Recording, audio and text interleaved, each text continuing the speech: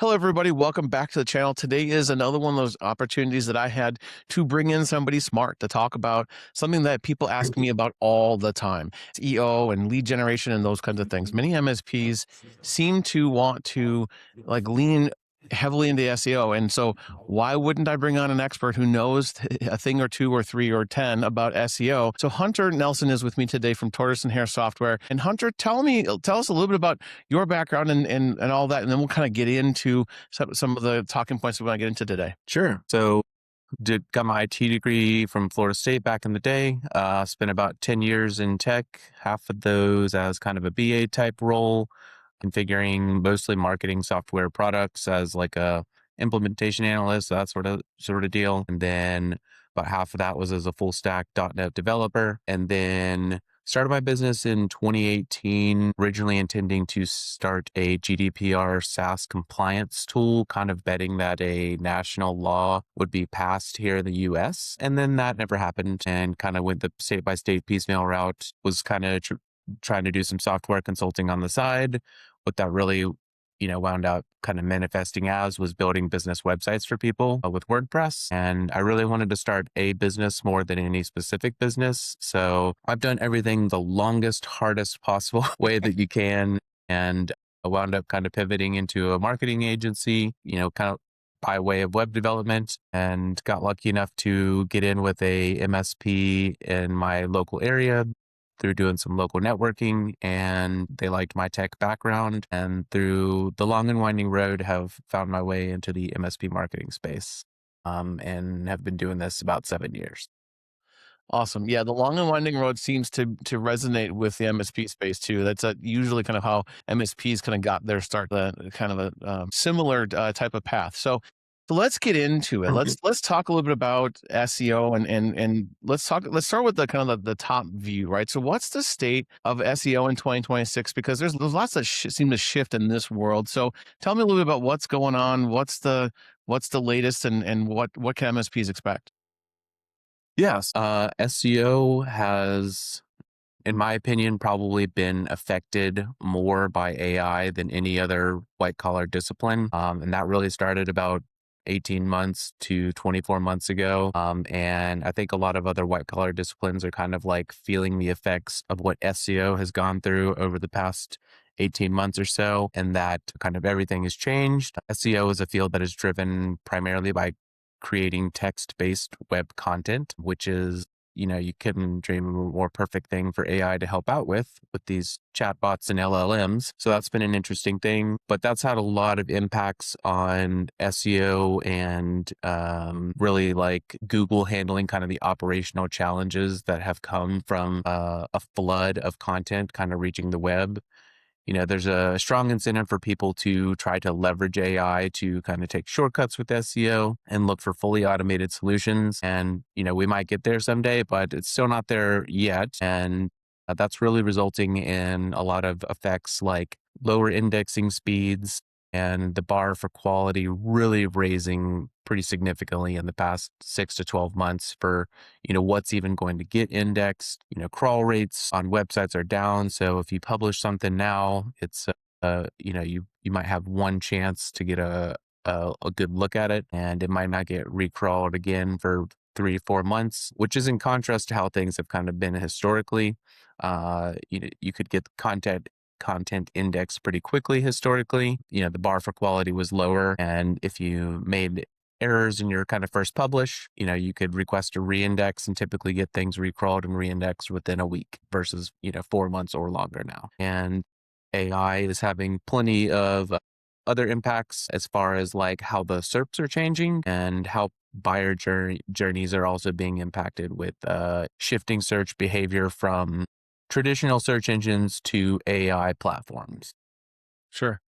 You mentioned a minute ago that the bar for quality has risen a little bit, right? And so tell me a little bit about what's working and what's not working when it comes to quality. Like, because one of the things I routinely tell MSPs is to not just take something from ChatGPT and just drop it in as a blog post. Like, tell me a little bit about like what are you seeing from a quality perspective? Yeah. So for kind of a long time here, you've been kind of able to rip out a 500 to 1,000 word kind of text based piece of content and throw that on the internet. And that was enough to at least get indexed. But that type of content is just not really getting looked at favorably right now by search engines unless it's a really non-competitive space. Like if you found something, breaking current event or non-competitive like segment of the market, that might still work.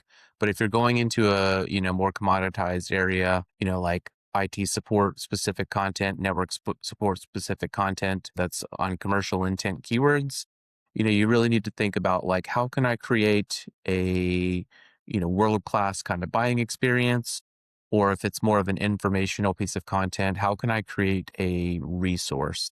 And that's going to usually entail enriching content with rich media such as videos, podcasts, infographics, links to external related references, original research like case studies that might be on your website, things like that. And that's, a big part of what people miss at the expense of looking for really low cost, kind of just the text based content. That's interesting. Having more and more varied versions of content seem to make a whole lot of sense at this point. And I guess it makes, especially since we're doing this via video and audio and all those things as well, right? Like there's a whole side industry that talks about that. And one of the things I've always heard is that YouTube like the top in the top two search engines. If Google's number one, YouTube is number two. Talk to me a little bit about that, and maybe how Google overall is changing and what they're doing differently now than they were, 6 months, 12 months, 18 months ago. Yeah. So search engines have certainly evolved with AI. We've all seen kind of AI overviews on the search engine results pages. That's really taken a lot of traffic away from kind of informational content that is like what is based content or kind of quick facts and things like that, which has been a key part of SEO strategies for, a long time and is really shifting um, towards like zero click behaviors. A lot of people, a lot of websites have seen their traffic have a long, slow, gradual decline from a organic basis over the past 18 months, but that doesn't mean like the traffic and visibility has disappeared. A lot of that has shifted to AI platform traffic. With these people able to get answers quickly, search volume overall is up significantly, even though click rates are down quite a bit. So, Google is shifting to providing those answers directly on the SERPs versus sending people to clicks for a lot of those like kind of commoditized informational type queries. So like things that are driving more meaningful organic traffic are things that can be easily summarized, such as like how-tos, original research pieces, and I would say more like compound sort of content pieces. Interesting. The search traffic is going up, but the clicks are going down, which is it just feels completely backwards, right? If this was 10 years ago, search is going up, clicks would go up, in an order of magnitude in the same, at least in the same direction, if not quite a bit more. So, what should people be thinking about when it comes to ranking on Google? Because that's the thing that people talk about, or leveraging Google search, or leveraging the Google My Business. Like what are some of the tips that you might have for folks that are trying to show up a little bit more frequently in a better position? Yeah. It's a good question. I think kind of the low hanging fruit for MSPs is still kind of a local SEO sort of strategy. A lot of MSPs kind of get their start focusing on single cities, and, working on kind of commercial intent keywords, such as IT company, IT services, network services, things like that. So that's really kind of the low hanging fruit for kind of MSPs. And then as far as, expanding out from there, I think niching down and kind of getting more focused on, what your target customers are or target base of expertise is becoming even more and more important because it's, such a crowded market out there. And there's a concept in SEO known as a topical authority, which is really the antithesis of kind of how MSPs want to approach their marketing. They want to do everything Sure. for kind of everyone. But Search engines really reward topical authority, so expertise in a specific domain. So if you're being consistent talking about email security, you're going to be much more likely to help your inner landing pages that are targeting commercial intent keywords such as email security services or phishing awareness training provider, things like that. If you've got blog content supporting that, that's building like a topical authority base in that area. I love how you mentioned the niching down and picking a target client, for lack of a better term, and that's a term I use a lot, is determining your target client profile. And so if I'm an MSP and maybe I have a page for, my city, or pages and content around my city IT provider, like using SEO terms for that, would it also make sense for me to have like a niche down page or two, depending on the different verticals I'm targeting? Like if I'm targeting lawyers or CPAs or manufacturing companies or something like that, have a landing page and then blog content to go along with that to kind of demonstrate that expertise in that side of the world. There's a very complex answer to that question. And I think it's kind of what I would say consider stage appropriate SEO. Okay. So if you think about like a startup MSP, kind of small MSP, a good strategy for them might be to focus on a single city and kind of have a more service plus city name combination of landing pages, which is kind of what you're referring to. Hmm. You might have various service pages, various content pieces that are all really geared towards targeting that single city. And then you think about an MSP, they get some clients, they start to grow their revenue base. Now they want to expand their, local area, whether that's from, saturating their, single city targeting or just as a desire to pump up the volume and things like that. Well, now you've got kind of a problem because now you've got, multiple cities that you want to target, and it's not really like a, great thing to just duplicate what might be 50, 100 pages for a second city. So a lot of times what happens is you kind of need to restructure your website and start to like evolve your SEO strategy based on like where you're at as an MSP. So that kind of like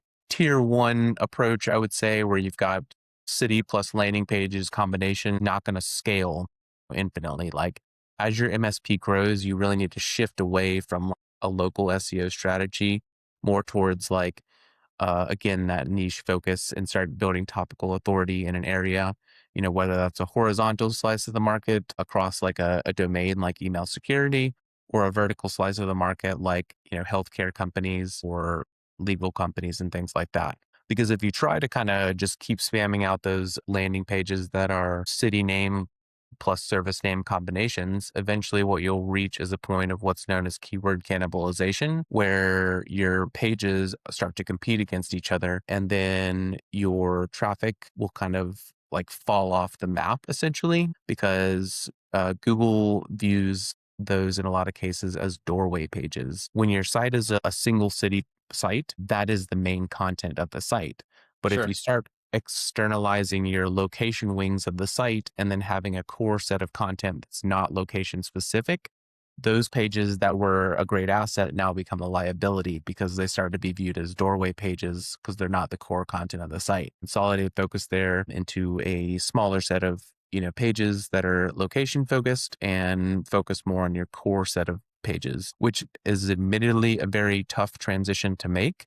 And, a lot of times requires taking a step back to take a step forward. But it's one of those things, if those are your goals and you want to keep growing, sometimes it's what you got to do. Well, yeah, I mean, it sounds like it's a shift in strategy. So if you're going to make a shift in strategy, that's not usually a thing that you can do on the back of a napkin. You're gonna have to plan that out a little bit and build some more content and do some additional things. Maybe bring in an SEO expert, someone who can actually help with that, because it's not like MSPs are, flush with time, right? That's not usually a thing that small business owners have a ton of. So if we think about kind of transitioning from kind of that old school SEO side of the world, right? Because we have our niche pages, we've got our location pages, and we've got our normal SEO stuff. The latest thing that is become a buzzword generative search or, AI optimization. And it's interesting because every once in a while I'll be searching for something on ChatGPT or Claude or something, and one of my own videos or a blog post of mine will show up, which is kind of fun. Or people will come and say, "Hey, guess what? I found. I saw you have a blog post on this thing," and candidly, actually, uh, I have an agent in Copilot. I just sent that at my own personal blog posts and said, "Look, if I'm responding to stuff, you can feel free to use all of this as response information for me." So it's like I'm in on the AI side of the world. But talk to me a little bit about kind of some of the generative search conversation topics that are worth kind of getting into with our time today. Yeah. Generative search is definitely kind of changing everything. And I'm not surprised to hear that you're getting people reaching out to you saying that you're showing up in generative search, mainly because you have a robust YouTube channel and a base of kind of like third party appearances on other people's channels and things like that. And, just to quickly kind of explain like a traditional search engine versus an AI platform, generative search engine. Traditional search engine, if you kind of think about it, is single query, single set of results, 10 blue links, and it's more of a deterministic search. An AI platform search in the back end, when it needs to do what's known as grounding, aka go to the web to find data to back up its answer, it's going to do what's known as a query fan out. So it's going to run, you know, let's just say 10 queries in the background that are all distinct queries and aggregate those results into a more or less, temporary data store and then synthesize its AI generated answer from those results. So if you think about like, if you're trying to do some research and find an answer to something, and instead of doing 10 individual Google queries, these AI platforms can do all that in one smooth motion and then streamline the process. And therefore, I think the results are kind of what you would think of as probabilistic versus deterministic. And the results, I think, are very, very high quality for more complex searches. But if you think about that kind of query fan out pattern and AI platforms running 10 queries in the background, you have a strong incentive to not just rank for one query, but appear in multiple websites across a set of results in that query fan out. So you having appearances across a YouTube channel, a website, third party platform appearances, guest posts, guest showing up on other people's YouTube channels, things like that. That significantly increases your chances of appearing and being synthesized into an AI answer from those query fan out results. So you use the term deterministic versus probabilistic, and I'm a pretty smart guy, but I'm not sure that I understand exactly what those terms mean. And I imagine that somebody on watching this video is like, I'm not sure I understood it either. So could you explain those two terms quick for us? Sure. And they're not completely accurate here, but deterministic, like you kind of think of like a Google search it's going to give you a relatively consistent, relatively stable set of results if you run the same search every time. That's not completely true, but like relatively, like it's a deterministic search. Whereas a probabilistic search is these AI platforms are going to customize their answers based off your past interactions with the platform, ChatGPT or whatever it is. And so they're going to give you answers based on your contextual interactions with the bot. And so if two people are running the exact same prompts, they're going to get different, answers. Right. Then if they even run those exact same prompts multiple times, they're going to get different answers because these platforms are, next word predictors. So the chances of you showing up in the synthesized response are probabilistic versus, again, 10 blue links on the traditional search engine, more deterministic. Cool.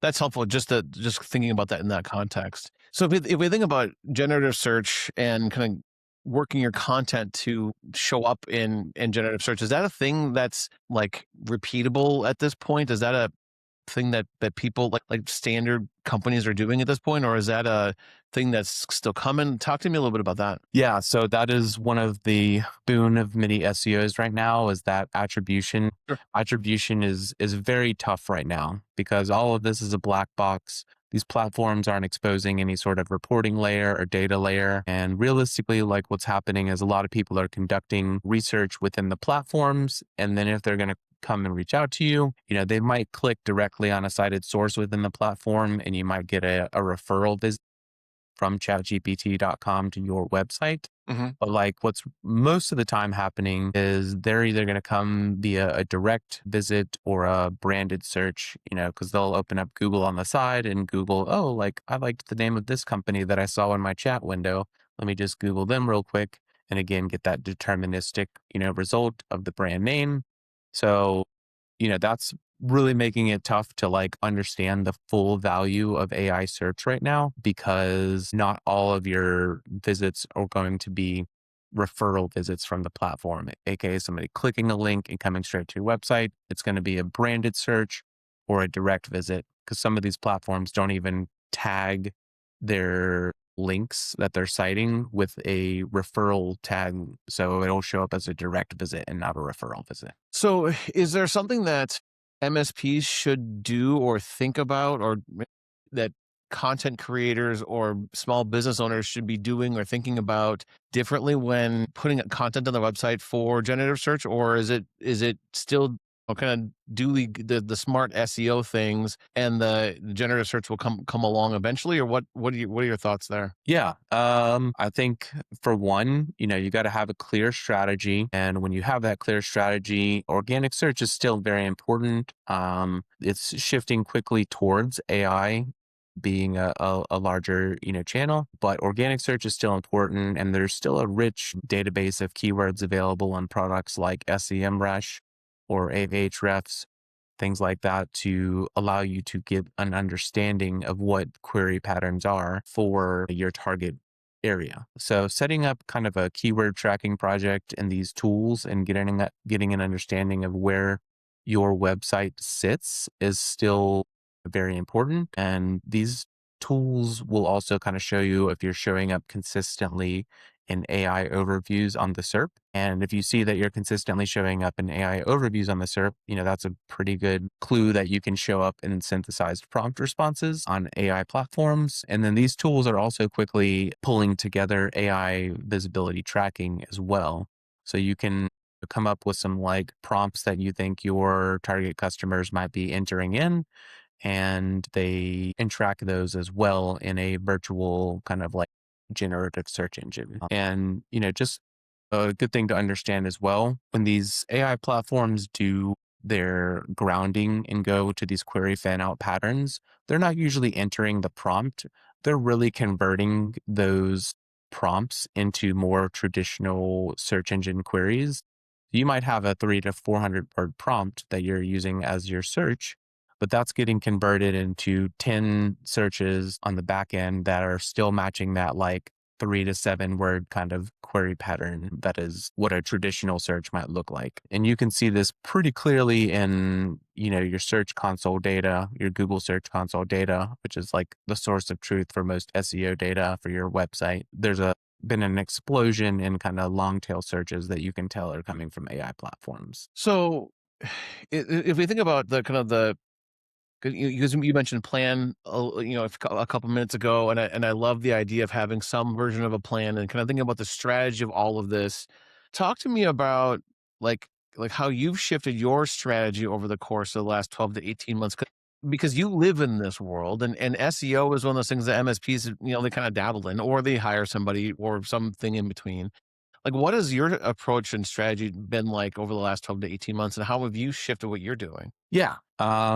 So, we focus pretty much exclusively on search engine marketing for B2B technology companies, and our primary customer segment is MSPs. Mhm. 80% of who we serve is MSPs. Our job is to kind of understand this, and we also kind of run Google ad campaigns. But, if you overlay the changes in search, which are, having their own impacts with kind of current macro conditions, economic conditions, things like that, we're really focusing on uh, cost per lead, kind of reducing kind of cost per lead. So we're in a lot of cases recommending more focus on SEO right now versus like running Google ad campaigns and things like that. Because, and again, just some context, we really focus on, helping MSPs in kind of like the 2 million-ish range march towards like 10 million ARR.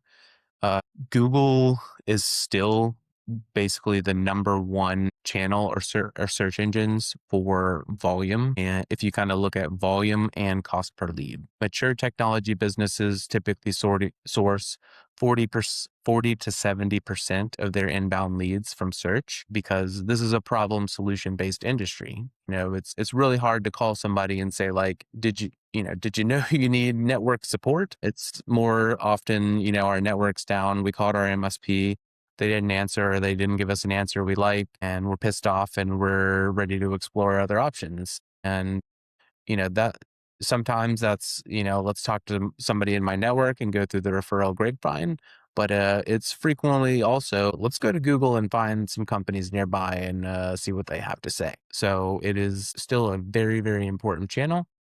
Um, and so the volume itself is more or less unmatched. Again, typically 40 to 70% of inbound lead volume comes from, search for technology businesses. If you look at a website traffic breakdown for a technology company, it's typically going to be, 50% roughly of their traffic is going to come from organic search. Another 30% is going to come from direct traffic, which is really going to be a composition of everything else plus the strength of your brand. And then all the other channels might be like 20% of your traffic. So that's social media, advertising, paid search, email, all those other things. Really the only thing that's, I'm aware of that is a lower cost per lead channel is email marketing to an owned audience.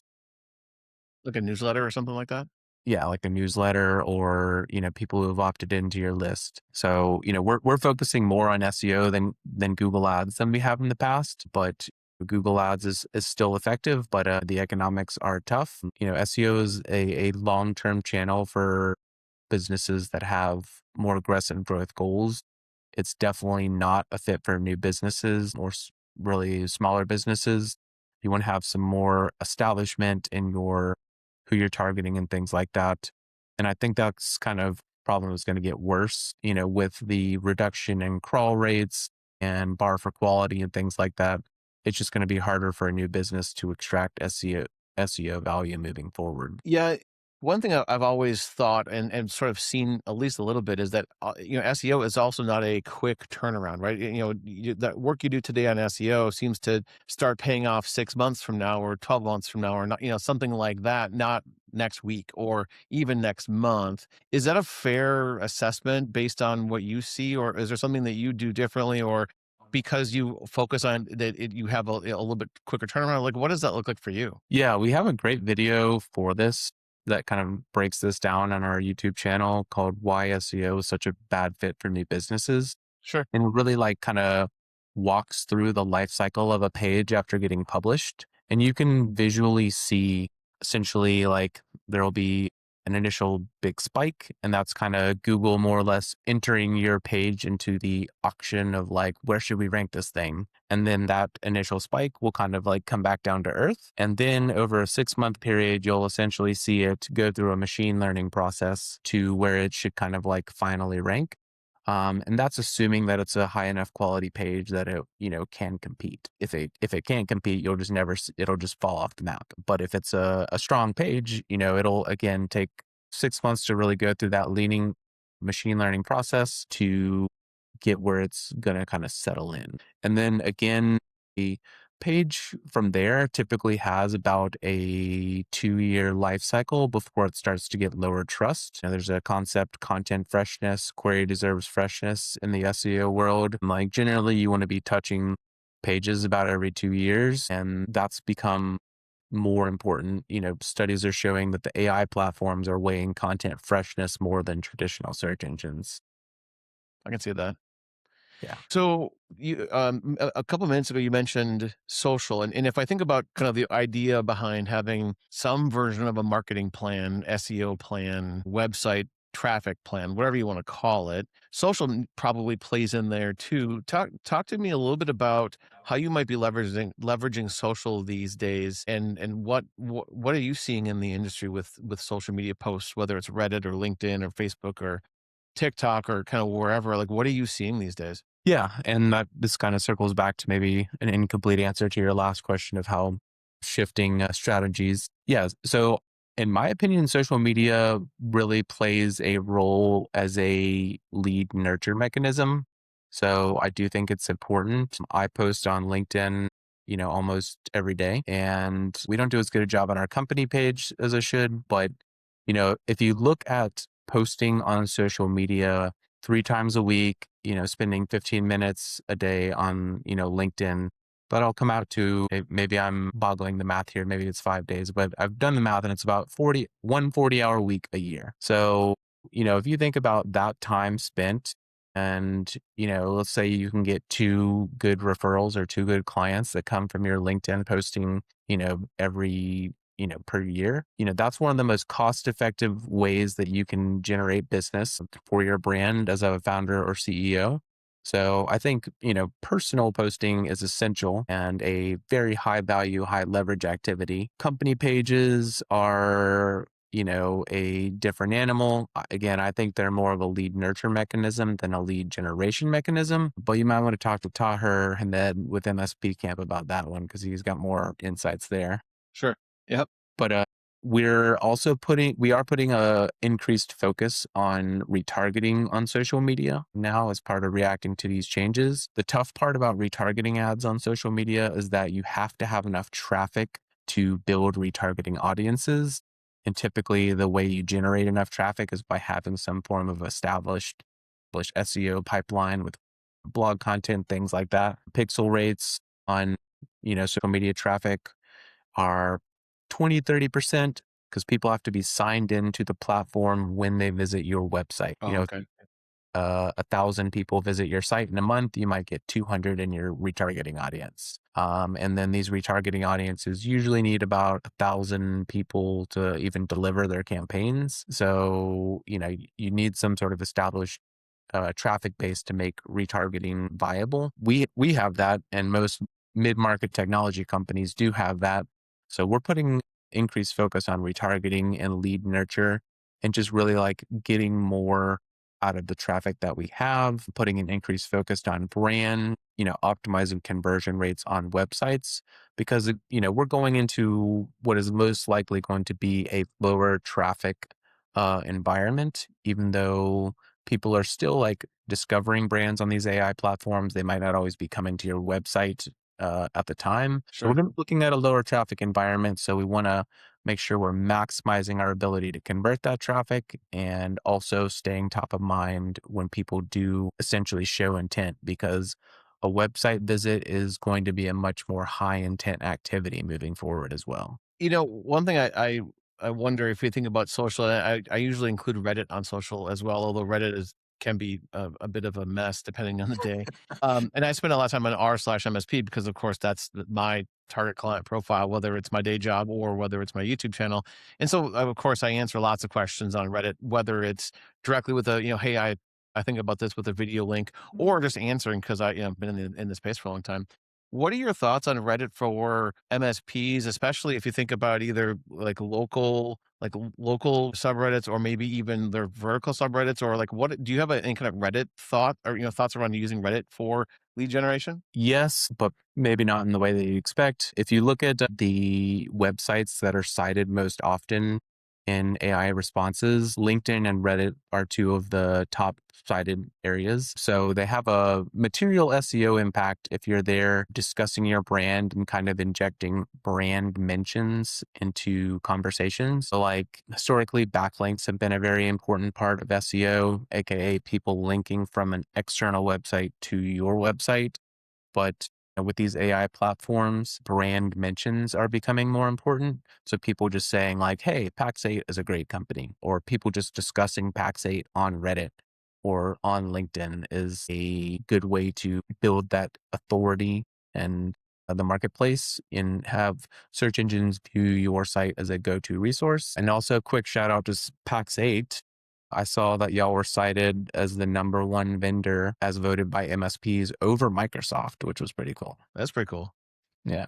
Yeah, we get a lot. We get so a mixed bag on Reddit depending on the day, but yeah, I think we have plenty of fans out there for sure. So if we think about Just trying to take something actionable out of our conversation today for the typical MSP, whether they're a sub $2 million MSP or they're north of $2 million. Like, what are a couple takeaways that you would suggest an MSP do based on our conversation today? Is there something that they can go home and work on? Yeah. I mean, so, we're a small company. We focus on, again, like kind of a smaller segment of the market, because we're intrinsically working with larger MSPs and smaller segment. I've really bootstrapped my business from a solopreneur to now we've got a, small team of contractors and are growing.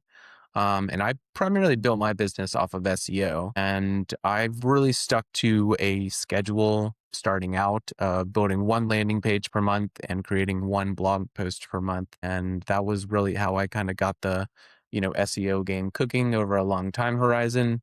Obviously, I was out there networking and hustling and doing all the other good stuff as well.